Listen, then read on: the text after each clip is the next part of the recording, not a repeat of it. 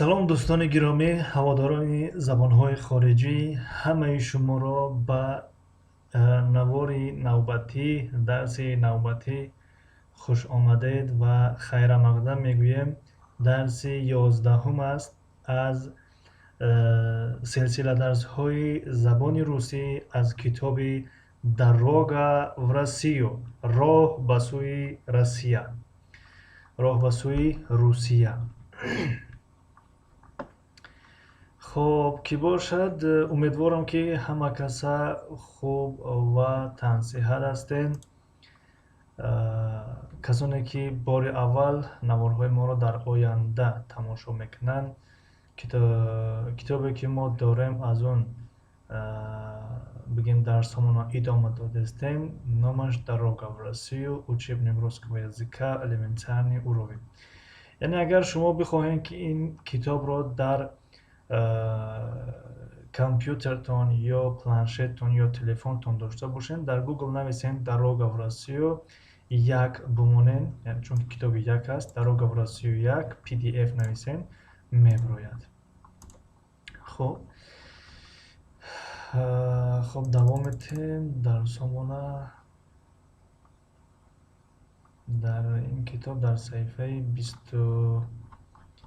28 буд ёки 29 буд расида будем. 28, бале 28, то 28 омадем, то инҷо омадем.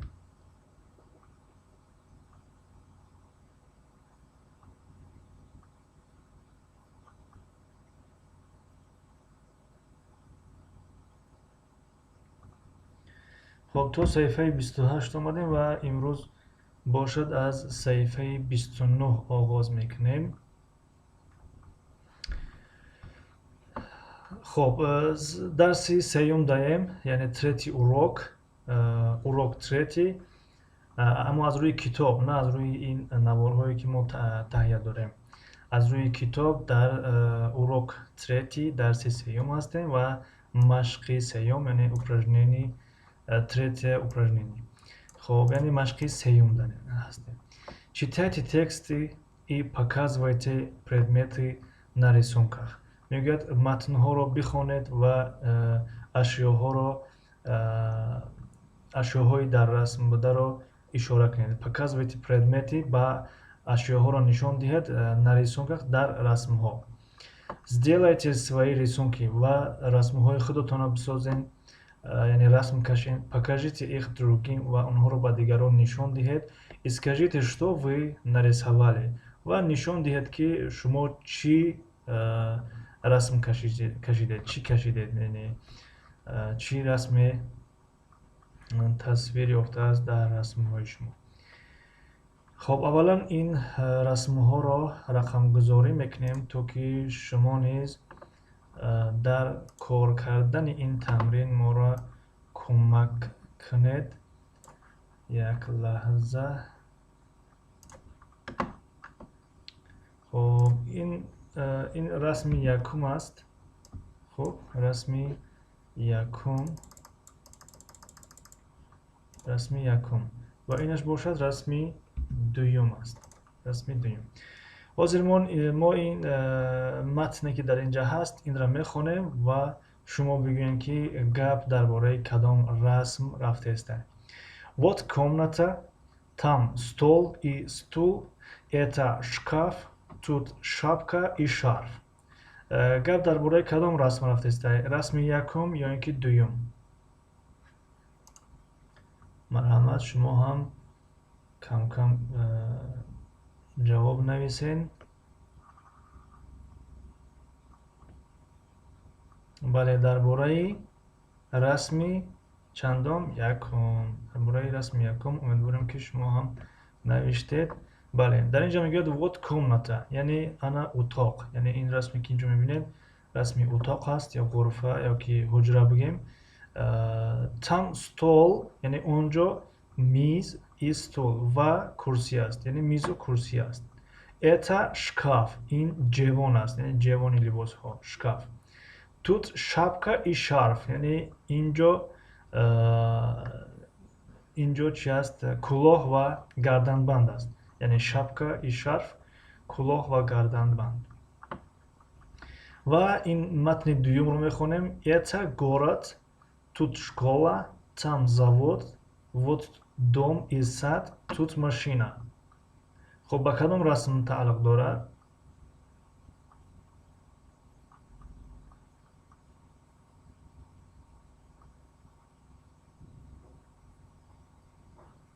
بله، به رسم دوم ها، به رسم دوم تعلق دارد. یعنی میگه это город، یعنی این شهر است. тут школа، اینجا مکتب است، یعنی школа مکتب. там завод، یعنی آنجا کارخانه است. вот дом и сад، ana خانه و باغ یا باغچه. тут машина، یعنی اینجا ماشین است. بله، به رسم دوم تعلق دارد این متن. و در اینجا گر گراماتیکا دستور زبان، ف فونتیکا صوتشناسی آوازشناسی. خب اینتوناسیون کنسترکسیون ادین درباره جمله های خبری و تصدیقی گپ می‌رود گفته بودیم. نگاه کنیم. это карта، این خریطه است. это тоже карта، این هم خریطه است. اینش هم باشد اینتوناسیون کنسترکسیون ادین است، یعنی هر دوش جمله خبری است، فقط یک کلمه هم یا نیز اضافه شده است. یعنی این هم خریطه است یا که این نیز خریطه است. چیتایته بخوانید. это ژورنال، این مجله است. سپورت، در این مجله سپورت نوشته شده است، یعنی سپورت ورزش می شود. это тоже ژورنال، این هم مجله است. در اینجا باشد مودا نوشته شده است، مجله مود. آنا дома، آنتون тоже дома، یعنی آنا در خانه است و آنتون نیز در خانه است یا آنتون هم در خانه است. это комната، این اتاق است. стол там، یعنی میز در آنجاست. шкаф тоже там، یعنی جوان نیز در آنجاست. خب найдите на рисунке одинаковые предметы. میگه در رسم‌ها خب найдите на рисунке одинаковые предметы، یعنی در این رسمی که بگیم که در اینجا آورده است، اشیای همانند یا که مانند رو بیابید. مثلا خیلی образец نمونه در اینجا آورده است. مثال میگه это машина، это тоже машина، میگن این ماشین است و این هم ماشین است. خب حاضر یک لحظه میگم اشاره چه بگیریم. خب مثلا это дом، خب это дом، این خیلی اشاره میکنیم تو که دیگرش هم همین خیلی اشاره کنیم. это дом، خب это тоже дом، это тоже дом، это тоже дом. خب это лампа، خب это лампа. خب это тоже лампа، это тоже лампа. یک لحظه. это тоже лампа. خب это зонт، это зонт، это зонт. خب это зонт و خب это тоже зонт، это тоже зонт، это тоже зонт، یعنی این چتر است و این هم چتر هست. خب это карандаш، это карандаш، это карандаш. خب و это тоже карандаш، это тоже карандаш، یعنی این هم قلم است، این قلم است، این هم قلم است. خب это машина، это машина. خب это тоже машина، это тоже машина، یعنی این هم ماشین است. خب که باشد это шапка، это шапка، это шапка، это тоже шапка، یعنی این کلاه است و این هم کلاه است. خب خب در کجا رسیدیم؟ گردنبند. eta شارف. eta شارف. خب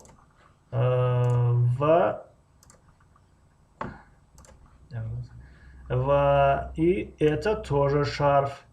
Это тоже шарф. این هم گردنبند است. چی مونده؟ کدام کلمه مونده؟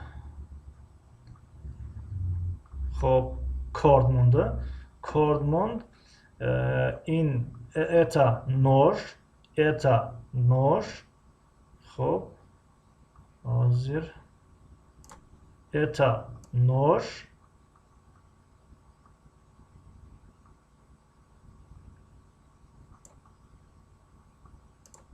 это нож.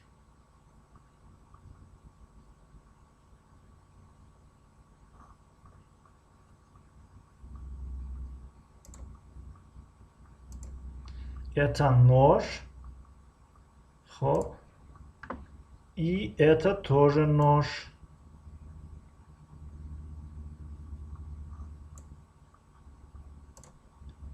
И это тоже нож. خب بله. یعنی این تمرین این را به ما نشان داد که ما چگونه اشیای مانند را میابیم یا که انتخاب میکنیم. تمرین رقمی 5 هستیم و قسمی ب. Посмотрите на рисунок и скажите, какие объекты находятся в одном и том же месте. Мегад ба расм нигоҳ кунед ва бигӯед ки кадом ашёҳо дар айни макон, дар айни ҷо ҷойгир шудаастанд ё ҳастанд. Масалан, дар ин ҷо образец намуна овардагӣ аст. Образец стол тут, лампа тоже тут. Яъне миз инҷост, чароғ низ инҷост. Масалан, инҷо инро дар назар дорад. Миз, яъне миз инҷост, чароғ низ инҷост. خب در اینجا میتوانیم بگیم شرف тут. خب شرف هستن. شرف тут, шапка тоже тут, стол тут, кошка тоже тут, вода там, молоко тоже там, сумка там, зонт тоже там, خب иван там, ира тоже там. خب و مثل انا همین. خب در اینجا مشق ششم یک موضوع نو آغاز می شود، یعنی جانشین های شخصی همراه جانشین های صاحبی. خب موضوع دراز است، موضوع کمی دراز است. خب دوست می داریم که موضوع نو همیشه از اولی نوار باشد، خوب می شود. بنابراین در همینجا اکتفا میکنیم. در صفحه 30 آماده رسیدیم. از درس آینده از صفحه 31 یعنی تمرین رقم 6 آغاز میکنیم. خب یک چند دقیقه خب فکر میکنم که درس کم است، یعنی زمانش کم است. خب میشود که یک چند دقیقه دیگه بگیریم. در اینجا یک چند فعل ها رو تصریف کرده ایم. البته این رو گرفتگی هستیم. خب فعل چیتات رو گرفتگی هستیم. فعل پفتریت رو نیز گرفتگی هستیم. فعل سلوشت رو نیز گرفتگی هستیم. خب امروز از اینجا آغاز میکنیم. تصریف فعل سراییدن یعنی سراییدن، سرود خواندن. پت این несовершенный вид است. خب личные местоимения در این قطار باشد جانشین های شخصی هستند. я, ты, он, она, оно, мы, вы, они. در اینجا باشد قطار прошедшее время زمان گذشته است، کلمه هایی که در زمان گذشته می آیند. در این قطار باشد настоящее время هست، زمان حاضره. در این قطار باشد будущее время زمان آینده. در این قطار باشد повелительное наклонение حالت امر است. خب دیگر اینها رو در جدول های آینده نمیخونیم، فقط این کلمه هایی که در درون این جدول است اینها رو برای شما میخونیم. یا پل یعنی من سرویدم، من سرود خوندم که در زمان گذشته. یا پلا من سرود خوندم برای زن. تی پل یعنی تو سرود خوندی. تی پلا تو سرود خوندی یعنی برای زن. خب он пел вай سرود خوند. она пела вай زن سرود خوند. оно пело خب برای جنس میانه. мы пели ما سرود خوندیم. вы пели شما سرود خوندین. они пели آنها سرود خوندن. برای زمان حاضره یک کمی شکل کلمه ها تغییر می‌یابند. مثلا я пою من سرود خوانده ایستادم. ты поешь تو سرود خوانده ایستادی. он поет وی سرود خوانده ایستاده است. она поет وی سرود خوانده ایستاده است. мы поем ما سرود خوانده استیم. вы поете شما سرود خوانده استین. они поют آنها سرود خوانده استند. اما برای زمان آینده یعنی من در آینده سرود خواهم خواند، مثلا میگیم که я буду петь یعنی من در آینده سرود خواهم خواند. ты будешь петь он будет петь она будет петь оно будет петь мы будем петь вы будете петь خب они будут петь. повелительное наклонение حالت امر یعنی برای یک نفر وقتی بگیم که سرود بخوان میگیم که پای یعنی سرود بخوان. پایته سرود بخوانید، یا برای شکل جمع برای چند نفر میگیم، یا اینکه برای احترام از خود کلام. پایته. میگذاریم با یک کلمه دیگر پیسات. خب اینجا ادرین خیلی مهم است که هجای آخر رو بکشیم پیسات. اما اگر هجای اول رو یک کمی بلند تلفظ کردیم و که درازتر کشیدیم معنا تغییر می‌یابد. پیسات گفتیم اگر معنا تغییر می‌یابد، خب دیگر معنا دارد.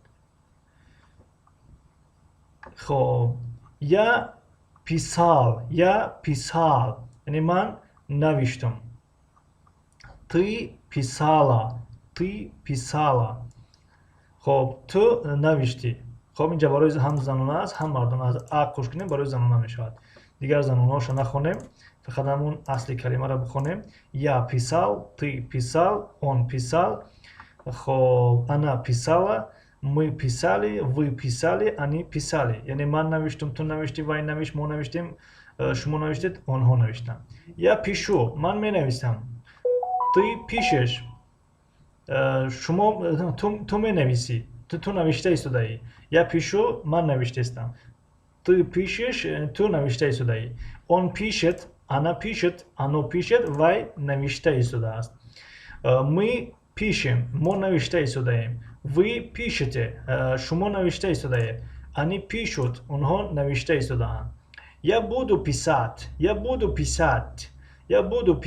یعنی من در آینده خواهم نوشت. ты будешь писать تو در آینده خواهی نوشت. он будет писать وای در آینده خواهد نوشت.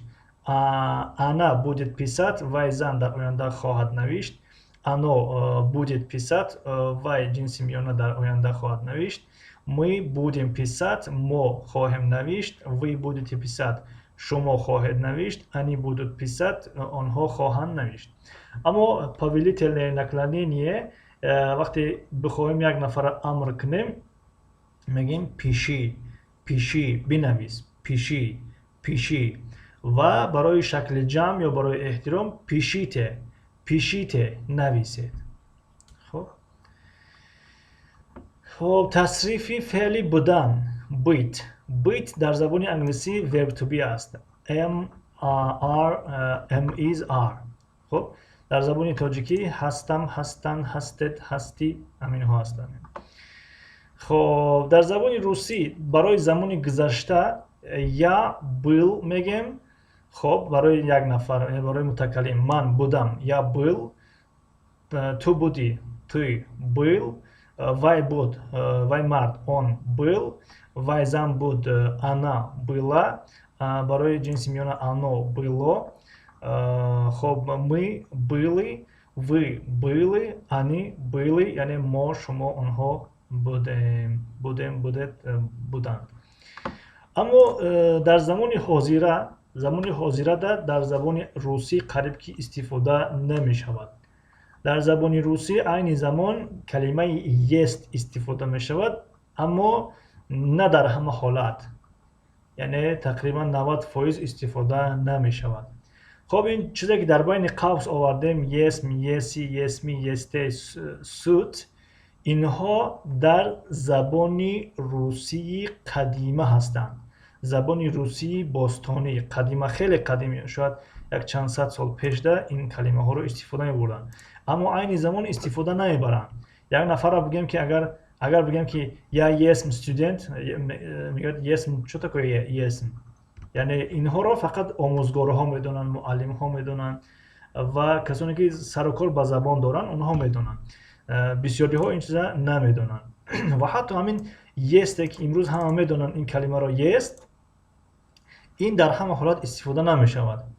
масалан дар забони тоҷикӣ мегӯем ки ман духтур ҳастам, ман духтур ҳастам. дар забони русӣ мегӯем я доктор. дар асл бояд бигӯем ки я ест доктор, аммо ест истифода намешавад қариб. я ест доктор, я доктор. ё агар масалан дар забони англисӣ бошад I am a doctor, I am a doctor, I am a doctor. дар забони русӣ ихтиёр дорем я ест доктор бигем, нагиям ҳеҷ хато нест. дар забони англисӣ агар нагуфтем хато аст. масалан бигем I doctor, I doctor ғалат аст. I am a doctor, I am a doctor бояд бигем. хоб масалан дар забони тоҷикӣ ҳам чунин аст. ман духтур, яъне чӣ? Ту духтур ҳастӣ, нестӣ? чӣ? яъне ягон маъно надорад, яъне ҷумла пурра нашудааст. яъне ба ҳамин хотир ман духтур ҳастам дар забони тоҷикӣ низ муҳим аст, яъне верб ту бӣ, яъне феъли будан. аммо дар забони русӣ он қадар ба кор бурда намешавад. я есм, ман ҳастам, ту еси, ту ҳастӣ, он ест, ано ест, ана ест, ано ест. хоб мы есми, вы есте, они суд. аммо ин байни қавс боз такрор мекунем истифода намешавад. ин дар забони русии қадимина аст. айни замони ест истифода мешавад, аммо бениҳоят кам истифода мешавад. ест. хоб барои замони оянда я буду, ты будешь, он будет, мы будем, вы будете, они будут. барои амр буд, барои як нафар, барои чанд нафар будте. масалан дар забони русӣ агар хато накунам вақти атса задан будте здаров мегӯям ё буд здаров, буд здаров. буд здаров барои чӣ гуна гуфтем, барои як нафар ё ки аз худмон майда ё ки ҳамсини соли худмон буд здаров мегӯям. аммо барои калонсолҳо ё барои эҳтиром мегӯям будте здаров, будте здаров. хоб яъне саломат бошед. агар инҳоро тарҷума кунем ба забони тоҷикӣ, яъне был, ҳастам, ҳастӣ, ҳаст, ҳастем, ҳастанд, ҳастед. дар замони ҳозира ҳастам, ҳастам, ҳаст. дар замони оянда мебошам, мебошед, мебошанд, мебошад, мебошем, мебошед, мебошанд. ҳолати амр бош. хоб будте бошед, яъне саломат бошед. будте здаров гуфтем, саломат бошед. хоб инҷа фикр мекунам ин қадар кифоя аст. то феъли будан омадем, то инҷо.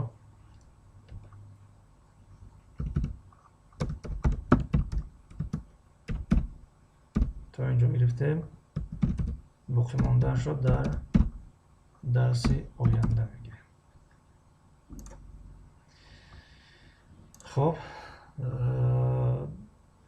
дар ҳамин ҷо як чанд дақиқа вақт дода мешавад. шояд ягон савол ҳаст, пешниҳод аст, ягон тавсия ҳаст. шояд ҷойро мо хато хондаем, ҷойро мо нодуруст талаффуз кардем, ҷойро мо нодуруст тарҷума кардем.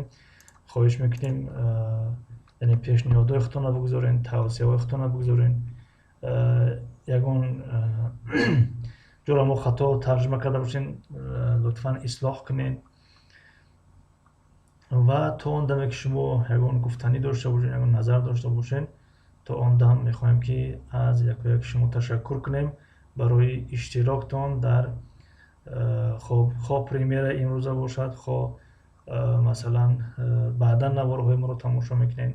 تشکر از همه‌تون، از همه‌تون میnnتدار هستیم. خاصتا تشکر به اپای فیو برای دستگیریشون. تشکر برای دستگیریتون اپای فیو. تشکر خاص به شما. تشکر به زیبو یوسفова. تشکر به ملیک یلماز. تشکر به زیبو گاتووید. تشکر به صدبرگونو. تشکر به خوب از برادران. تشکر به دلشاد فرهاد. تشکر به سیمپلمن به چیزهای مفید. تشکر به فردوس جانیک، فردوس مومنوف جانیک شویف. تشکر به خوب رسول لطیفوف. تشکر به تمامی اون کسانی که در افیرهای ما اشتراک میکنن و میکردن و عین زمان اشتراک دارن و شاید که نامی بعضیاتون رو نگیریم یا که فراموش کردیم. فکر نکنید که نامی ما رو نگرفتن. یعنی امکانات دارد که در این 1 دقیقه 2 دقیقه نامی تمامی اون 1000 نفره که برای ما پادپیس چی کسانی که ابونچی هستن اونها رو بگیریم. یعنی تشکر از یک و یک شما برای اشتراکتون، دستگیریتون، آمدنتون، لایک گذاشتنتون و خواهشی برادرانای ما همین که اگر ویدیوهای ما برای شما پسند آمده باشد، البته برای کسانی که زبان روسی را میدونن این چیزا برایشون یک افسانه هست، اما برای کسانی که ما همیشه اعلان میکردیم و باز اعلان میکنیم که درس های ما عادتا برای کسانی هست که زبان روسی را نمیدونن یا میدونن اندکی میدونن، میخوان دوام تیان، برای اونها هست و اون بگیم دانشی کوچکی که داریم همون را میخوایم که تهیه کنیم، پیشکش کنیم. شاید که برای یگان نفری که نمیدوند این چیزها لازم شوند، اما ما چندین بار گفتیم و باز میگیم که استاد نیستیم. اون چیزی را که خودمون میدونیم کوشش میکنیم که با دیگران تهیه کنیم. شاید یعنی انیق نمیدونیم که شاید که به نفری همین چیزی ما لازم شود، در کار شود. بنابراین لایک گذاشتن رو فراموش نکنین.